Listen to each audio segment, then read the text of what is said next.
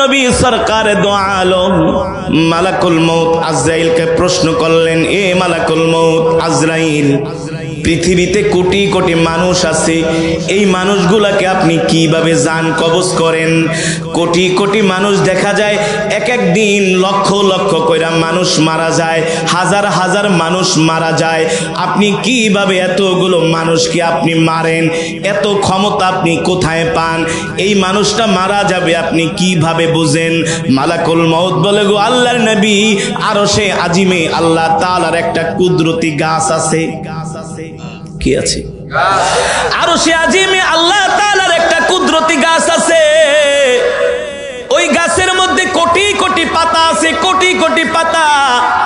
এক একটা পাতার মধ্যে আপনার আমার নাম লেখা আছে। শুধু আপনার আমার নাম লেখা না, আপনার আমার পূর্ণ ঠিকানা লেখা আছে। শুধু আপনার আমার পূর্ণ ঠিকানা লেখা না, আপনি আমি কতটুকু রিজিক খাবো সেটাও ওই পাতার মধ্যে লেখা আছে। যদি বলতে পারেন হুজুর কিভাবে লেখা আছে? আল্লাহ তাআলা কোরআনুল কারীমের মধ্যে একটা সূরা নাজিল করেছেন, সূরার নাম হলো সূরাতুল কলম। নাম কি?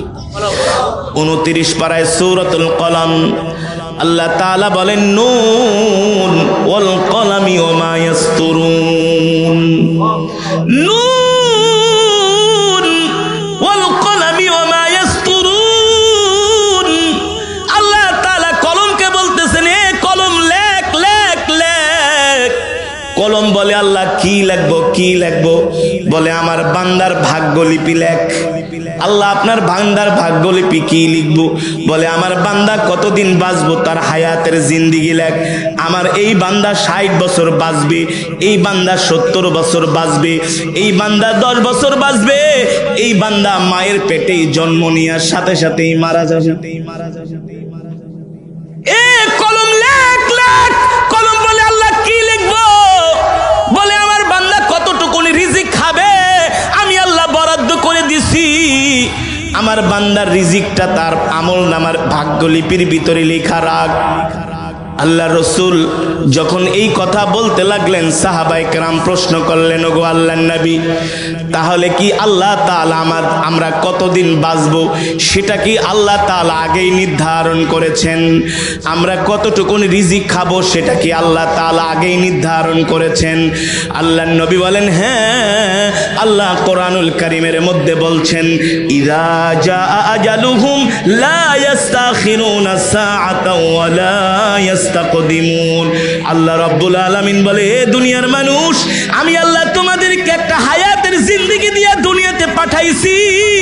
আমি আল্লাহ তোমাদেরকে যতদিন হায়াতের জিন্দেগি দিছি, একদিন বেশিও বাঁচবা না, একদিন কমও বাঁচবা না। আমি আল্লাহ যতটুকু রিজিক দিয়া তোমাদেরকে দুনিয়াতে পাঠাইছি, সেই রিজিক শেষ না হওয়ার আগে তোমাদের মৃত্যুও হবে না। আপনার আমার জন্মের 50,000 বছর পূর্বে আল্লাহ তাআলা আপনার আমার রিজিককে নির্ধারণ করে রাখছে। কত কোটি টাকা আমি কামাবো, কয়টা বিল্ডিং বানাবো, কয়টা গাড়ি বানাবো, কোন ব্যবসা করব, কোন জায়গায় চাকরি করব, আল্লাহ তাআলা প্রত্যেকটা মানুষকে সৃষ্টি করার 50,000 বছর পূর্বে আল্লাহ সব নির্ধারণ করে দিয়েছে। জোরে বলেন সুবহানাল্লাহ। এই কারণে দুনিয়া নিয়ে তো কামরা কামরি করে লাভ নাই। আল্লাহ তকদিরে যা লিখেছেন সেটা আপনি পাবেনই পাবেন, ঠিক কিনা বলেন? এবার আল্লাহর নবী বলেন, হে মালাকুল মউত, তাহলে আপনি আমাকে বলেন, এই যে মানুষগুলো মারা যায় কিভাবে আপনি বুঝেন এই লোকটা এই দিন মারা যাবে, সেই লোকটা ওই দিন মারা যাবে? মালাকুল মউত বলে, গো আল্লাহর নবী, আল্লাহ তাআলার আরশে আজিমে যে আল্লাহর কুদরতি গাছ আছে, ওই গাছের মধ্যে যেই পাতার মধ্যে প্রত্যেকটা মানুষের নাম লেখা আছে, যে মানুষটা মারা যাবে, মারা যাবার 40 দিন আগে তার নামের পাতাটা আস্তে আস্তে করে হলুদ বর্ণ হতে থাকে। কি কতদিন আগে? কথা বলেন। এই কারণে দেখবেন যে মানুষটা মারা যায় 40 দিন আগে তার কথাবার্তার একটা পরিবর্তন চলে আসে, তার মধ্যে একটা অন্যরকম সিমটম লক্ষ্য করা যায়। যেই মানুষটা মারা যাবে 40 দিন আগে থেকে সে টেনশনে পড়ে যায়, ঠিক কিনা বলেন? সাহাবায়ে কেরাম প্রশ্ন করলেন, ওগো আল্লাহর নবী, তাহলে কি আমরা বুঝতে পারবো না যে আমরা 40 দিন আগে মারা যাব? সাহাবায়ে কেরামদেরকে আল্লাহর নবী বললেন, যদি তোমরা নেককার হও তাহলে বুঝতে পারবা। আল্লাহু আকবার। এই কারণে দেখবেন যারা জান্নাতি বান্দা, নেককার বান্দা, যারা মুমিন, তারা ইন্তেকালের আগেই বুঝতে পারে, মৃত্যুর আগেই বুঝতে পারে। সন্তানকে ডাক দিয়া বলে, বাবা রে এদিকে আয়, আমি আর বেশি দিন বাঁচবো না, আমার আর বেশি দিন হায়াত নাই, শরীরটা কেমন যেন ভালো লাগে না, যদি আমি মারা যাই আমার কবরটা ওই জায়গার মধ্যে দিবি। বাবারে অমুক ইমাম সাহেবকে দিয়ে আমার জানাজা দিবি। আর যদি সন্তান আলেম হয়, ওসিয়াত করে, বাবা তুই আমার জানাজা পড়াবি। যদি সে জান্নাতি হয় তাহলে সে সব সময় মৃত্যুর জন্য তৈয়ার থাকে, ওযু করে রেডি থাকে। ঠিক কিনা বলেন? যখন 40 দিন হয় একজন মানুষ মারা যাবে, আস্তে আস্তে করে তার নামের পাতাটা হলুদ বর্ণ হয়ে যায়, আর সে আস্তে আস্তে করে অসুস্থতার দিকে যায়।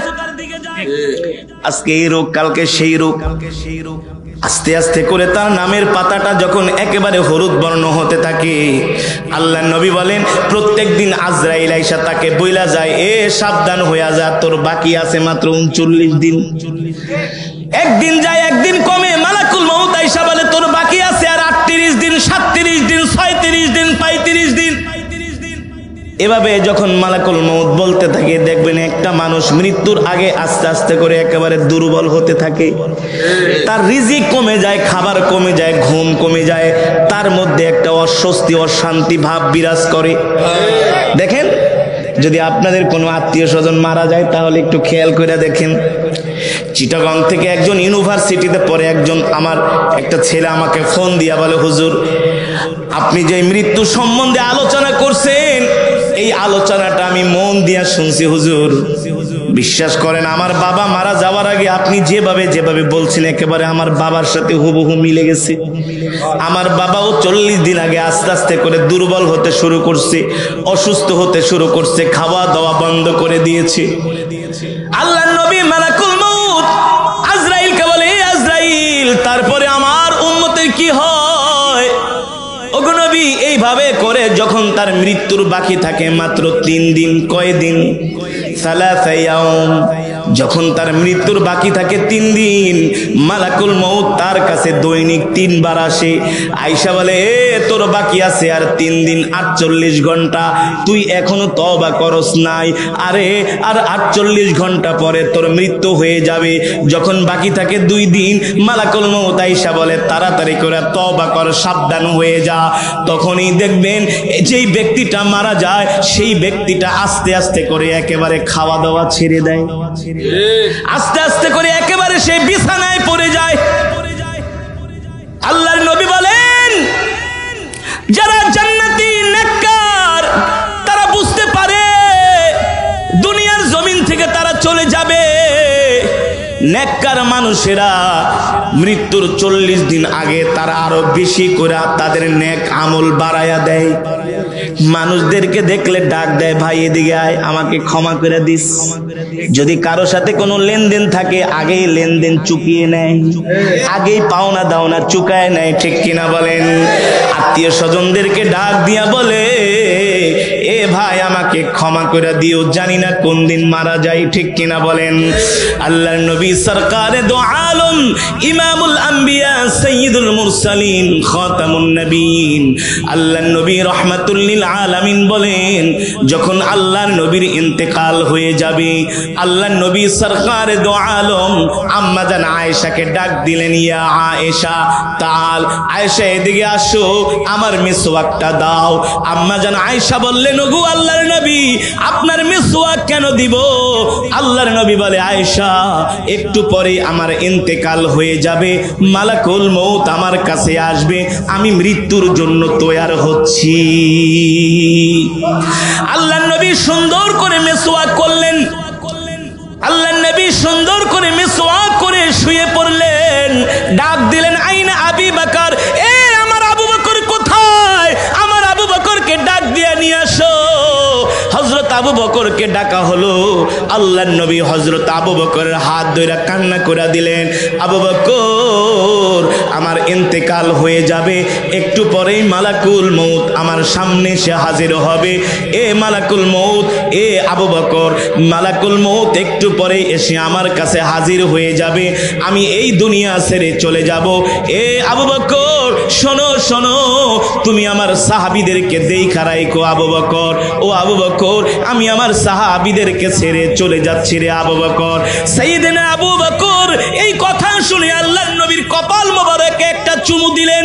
আল্লাহর নবীর কপাল মোবারকে চুমু দিয়া হযরত আবু বকর কান্না কইরা দিলেন। আল্লাহর নবী ডাক দিয়া বলে, আবু বকর কান্না করবেন না, আবু বকর কান্না করবেন না। ও আবু বকর, এই মৃত্যু মুমিনের জন্য কোনো কষ্টের কারণ না, এই মৃত্যু হলো মুমিনের জন্য একটা হাদিয়া। তুহফাতুল মুমিন, মৃত্যুটা হলো মুমিনের জন্য হাদিয়া। কারণ আল্লাহ তাআলার সাথে মুমিনের সাথে সাক্ষাতের দেয়াল হলো মৃত্যু। ঠিক কিনা বলেন? যখন মৃত্যু হয়ে যায়, রবের সাথে আর তার বান্দার সাথে সাক্ষাতের আর কোনো বাধা থাকে।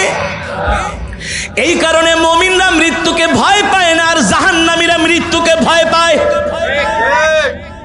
কেন ভয় পায়? বলে এত কষ্ট করে টাকা পয়সা কামাইলাম, মরে গেলেই তো শেষ। এত সুন্দর বাড়ি, এত সুন্দর গাড়ি, এত সুন্দর নারী, মরে গেলেই তো শেষ। কিন্তু যারা মুমিন তারা মৃত্যুকে ভয় পায় না, কারণ মুমিন ইন্তেকাল করলে তার জন্য আল্লাহ জান্নাত রেডি করে রাখে। ঠিক কিনা বলেন? এবার আল্লাহর নবী সরকারে দো আলম সাহাবায়ে কেরামদেরকে বলেন, ও সাহাবীরা, যখন মালাকুল মউত একজন বান্দার কাছে আসে, আল্লাহ তাআলা মালাকুল মউতকে নির্দেশ দিয়া দেয়, এ মালাকুল মউত, আমার ওই বান্দার জান কবজ করার জন্য তুমি যাইতেছো। শোনো শোনো, এই বান্দা হলো আমার পেয়ারা বান্দা, এই বান্দা হলো আমার আদরের বান্দা, এই বান্দা হলো আমার মুমিন বান্দা। আমার বান্দা কখনো দুনিয়াতে আমার সাথে নাফরমানি করে নাই, কোনো গুনাহ করে নাই, নামাজ ছেড়ে দেয় নাই, আমার নবীর সুন্নাত ছেড়ে দেয় নাই, আমার কোনো বিধান ছেড়ে দেয় নাই। এ মালাকুল মউত, আমি আল্লাহ তোমাকে নির্দেশ দিয়া দিলাম, সাবধান সাবধান, আমার মুমিন বান্দার জান যখন কবজ করবা, আমার মুমিন বান্দা যাতে কোনো কষ্ট না পায়। কি না পায়? সাহাবায়ে কেরাম জিজ্ঞেস করলেন, ওগো আল্লাহর নবী, তাহলে মুমিন বান্দার কিভাবে জান কবজ করা হবে? আল্লাহর নবী বলেন, যখন মুমিন বান্দার জান কবজ করা হয়, আল্লাহ তাআলা মালাকুল মউত আজরাইলকে ডাক দিয়া বলে, জান্নাতে যাও, জান্নাত থেকে একটা সাদা শুভ্র রুমাল নিয়ে যাও। কি নিয়া? জান্নাত থেকে একটা সাদা শুভ্র রুমাল নিয়ে যাও। আর জান্নাতের মধ্যে একটা খুশবু আছে, সেই খুশবুর নাম হলো রাইয়ান। কি নাম? সেই খুশবুর নাম হলো রাইয়ান। আল্লাহ তাআলা মালাকুল মউতকে বলে, মালাকুল মউত, সাবধান সাবধান, আমার বান্দাকে কোনো কষ্ট দিবে না, আমার বান্দার জান কবজ করার সময় আমার বান্দাকে কোনো রকম কষ্ট দেওয়া যাবে না। এ মালাকুল মউত, আমার বান্দার জানটা এমন ভাবে কবজ করবা যেন আমার বান্দা মনে করে তার মায়ের স্তনের দুধ পান করতে করতে ঘুমিয়ে যাচ্ছে। একটা শিশু যখন তার মায়ের স্তনের দুধ পান করে, তখন সে দুধ পান করতে করতে মনের অজান্তেই ঘুমায়া যায়। ঠিক কিনা বলেন? যখন মালাকুল মউত জান্নাত থেকে একটা সাদা শুভ্র রুমাল নিয়ে আসে, জান্নাত থেকে একটা খুশবু নিয়ে আসে রাইয়ান, এই খুশবুটা এনে রুমালের মধ্যে লাগায় দেয়। আর যে নেককার বান্দা, আল্লাহওয়ালা বান্দা, তার নাকের কাছে সাদা শুভ্র রুমালটা ধরে, আর যখন সে জান্নাতের খুশবুর ঘেরান পায় আর সহ্য করতে পারে না, কি করে? টান দেয়, আস্তে করে জান্নাতের খুশবুর ঘেরান পায়, একটা টান মারে। আল্লাহু আকবার, জোরে বলেন আল্লাহু আকবার। যখন আতর লাগান তখন কি করেন? দেখবেন সুগন্ধি, ভালো সুগন্ধি হলে নাকের ভিতরে লাগাইলে ঘেরানে মনে হয় ঘুম আইসা পড়ে, কেমন যেন একটা ভাব হয়। সুবহানাল্লাহ। আর এগুলা তো রসুলের হাদিস রে ভাই, বানায়া তো বলছি না, রসুলের হাদিস। দুনিয়ার যত মানুষ আছে সবাই সুগন্ধির পাগল, সবাই সুগন্ধিকে পছন্দ করে। নাকের মধ্যে সুগন্ধি লাগাইলে কেমন যেন একটা ঘুমের ভাব চলে আসি, কেমন যেন শরীরের মধ্যে একটা আরাম আয়েশ চলে আসে, ঠিক কিনা বলেন? আল্লাহ তাআলা বলে, এ মালাকুল মউত, আমার বান্দার জান কবজ করবা যাতে আমার বান্দা কোনো কষ্ট না পায়। আরশের মালিক আপনি বইলা দেন, আমি আপনার জান্নাতি বান্দার কিভাবে জান কবজ করব। জান্নাত থেকে খুশবু নিয়ে যাও, জান্নাত থেকে খুশবু নিয়ে যাও। এই খুশবুটা সাদা রুমালের সাথে লাগায়া আমার বান্দার নাকের মধ্যে ধরবা, কারণ আমার বান্দা দুনিয়াতে অনেক কষ্ট করছে। মৃত্যুর সময় আমি আল্লাহ আমার বান্দাটাকে কষ্ট দিতে পারবো না। আল্লাহু আকবার। আমার বান্দা ঠান্ডা পানি দিয়া ওযু করে ফজরের নামাজ পড়ছে, দুনিয়ার সব মানুষ ঘুমায়া ছিল, আমার বান্দা ঠান্ডা পানি দিয়া ওযু করে তাহাজ্জুদের নামাজ পড়ছে। আমার বান্দা মসজিদের কোনায় বৈশা বৈশা জিকির করছে, আমার বান্দা মসজিদের কোনায় বৈশা কোরআন তেলাওয়াত করছে। আমার বান্দা দুনিয়াতে কোনো আদনা থেকে আদনা গুনাহ করে নাই, এমন কোন কাজ করে নাই আমি আল্লাহ খুশি হব, আমি আল্লাহ রাগ করব, বেজার হব।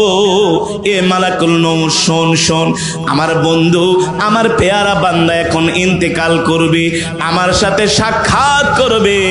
আমি চাই না সাক্ষাতের সময় আমার বান্দা কোনো কষ্ট পাক, ঠিক কিনা বলি? আপনার বাড়িতে আমার বাড়িতে যদি কোনো মেহমান আসে কি করি? শুধু আপ্যায়ন না, মেহমানের হাত ধরে আস্তে করে নিয়ে আসি। কতক্ষণ? যদি কোনো উঁচু নিচু জায়গা থাকে মেহমানকে বলি আপনার হাতটা আমাকে দেন যাতে আপনার শরীরে চোট না লাগে। মেহমান কিন্তু আপনার চাইতেও আরো বেশি শক্তিশালী, তারপরও মেহমানকে সম্মান। সুবহানাল্লাহ। করি কি করি না? মেহমানের সাথে নরম ভাষায় কথা বলি, ঠিক কিনা বলে? সালামু আলাইকুম, কেমন আছেন বিআই সাহেব? কোমল ভাষায় নরম ভাষায় বিয়ের সাথে কথা বলি, কারণ বিয়ে আমার মেহমান। অনেকদিন পরে বিয়ের বাড়িতে আসছে, কোনো কষ্ট দেওয়া যাবে না, ঠিক কিনা বলেন? বিয়ের জন্য অনেক আইটেমের খাবার রান্না করা হয়। ও যুবক ও মুসলমান, আমি আপনাদেরকে কিভাবে বুঝাবো? যারা দুনিয়ার জমিনে আল্লাহর গোলামি করে তারা হলো আল্লাহর মেহমান। আল্লাহু আকবার। তারা হলো আল্লাহর মেহমান। আল্লাহ তাদেরকে কোনো কষ্ট দিতে পারে না, ঠিক কিনা বলেন? এই কারণে মালাকুল মউতকে বলে দেয়, সাবধান, আমার মেহমানকে ন্যূনতম কোনো কষ্ট দেওয়া, আমার মেহমানের রূহটা সম্মানের সাথে বের করে আমার কাছে নিয়ে আসবা। সুবহানাল্লাহ। আরো জোরে বলেন সুবহানাল্লাহ। এবার মালাকুল মউত জান্নাতি বান্দার কাছে আয়েশা বলে, ইয়া আইয়াতুহান নাফসুল মুতমাইন্না, ইয়া আইয়াতুহান নাফসুল মুতমাইন্না, ইরজিই ইলা রাব্বিকি রাদিয়াতাম মারদিয়া, ফাদখুলি ফি ইবাদি ওয়াদখুলি জান্নাতি। এ জান্নাতি আত্মা বের হয়ে আয়, এ আল্লাহর পেয়ারা বান্দার আত্মা বের হয়ে আয়, এ আল্লাহর পেয়ারা বান্দার আত্মা বের হয়ে আয়। আল্লাহ তোমার উপর খুশি, তুমিও আল্লাহর উপর খুশি। আল্লাহু আকবার। তোমার রব তোমার উপরে খুশি, আর তোমার রব তোমাকে জান্নাতের মধ্যে এমন নিয়ামত দিবে, নিয়ামত দেখা তুমিও হবে খুশি। সুবহানাল্লাহ। বের হইয়া আয়, বের হইয়া আয়। ইরজিই ইলা রাব্বিকা রাদিয়াতাম মারদিয়া। তুমি তোমার রবের সন্তুষ্টি অর্জন করছো, এবার তুমি তোমার রবের কাছে আসো, রবের কাছে আসো। এই কথা যখন মালাকুল মউত বইলা তার থুতনির কাছে, নাকের কাছে যখন জান্নাতের শুভ্র রুমালটা ধরে আস্তে কইরা জান্নাতের খুশবু ঘেরান পাওয়ার সাথে সাথে এক টান দিয়া ঘুমায় যায়, একটা মুস্কি হাসি দেয়। সুবহানাল্লাহ। এই কারণে দেখবেন জান্নাতি মানুষরা ইন্তেকালের সময় মুস্কি মুস্কি হাসে, কি হাসে না? তাদের কপাল ঘেমে যায়, তারা অস্থির হয় না। পাশে থাকলে বলে আমাকে কালেমার তালকিন দাও, আমার পাশে বসে সূরা ইয়াসিনের তেলাওয়াত করো। আকাশের দিকে আঙ্গুল তুলে বলে, এক আল্লাহর প্রতি আমি ঈমান আনছি, আল্লাহু আকবার। সেই রবের কাছে ফিরে যাচ্ছি। সন্তানদেরকে বলে, যদি সন্তানরা নেককার হয়, তোমরা কান্নাকাটি করো না। বলে কি বলে না? তোমরা কান্নাকাটি করো না, আমার পাশে বৈশা ইয়াসিন সূরার তেলাওয়াত করো, আমাকে কালিমার তালকিন দাও। আর শোনো শোনো, আমার ইন্তেকালের পরে দেরি করবা না, অল্প সময়ের মধ্যে আমাকে কবর দিয়া দিবা। ঠিক কিনা বলেন?